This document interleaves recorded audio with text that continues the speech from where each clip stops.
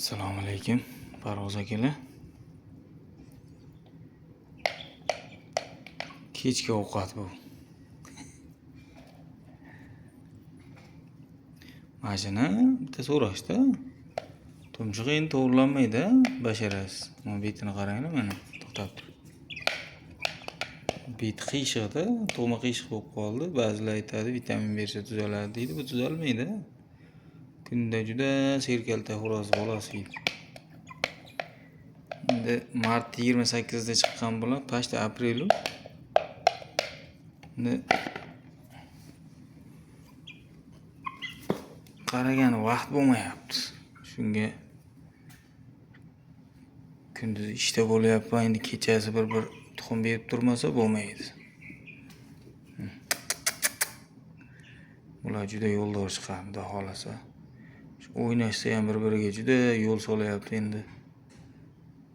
Birarki urushib qolsa bir videosini Telegram kanalimga tashlab beraman. Buni otasi haqiqiy nokautchi bu. 5 kilo 200 hozir otasi. Buniki 4,5 kilo otasi, lekin u 5 kilo 5 kilo 200 xo'rozlardan bir 5-6 tasini tugatib qo'ygan xo'roz buni otasi. Bu endi birak bu. Shu basharasi nimaligi uchun buni sotmayman, bu yuraveradi.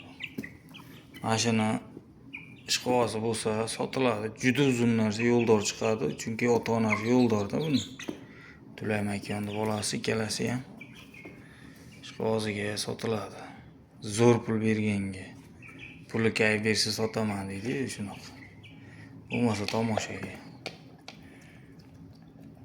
Manzilni so'raganlar uchun manzil Namanganda akalar. So'z isboti bilan otasi ham, onasi ham o'zimda urushgan videolarigacha tashlab beraman otasini. Haqiqiy bu pilotkalik juda katta davrada turadigan narsa bo'ladi, xudo xolasa.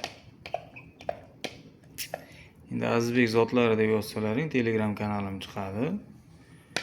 Hop. Shu xo'rozlarni urushtirsam o'sha kanalga tashlab boraman. Shunaqa bitta jo'jalar chiqsa sotuvga qo'yib turaman. Qiziqqanlar bo'lsa Telegram kanaliga o'taverasizlar.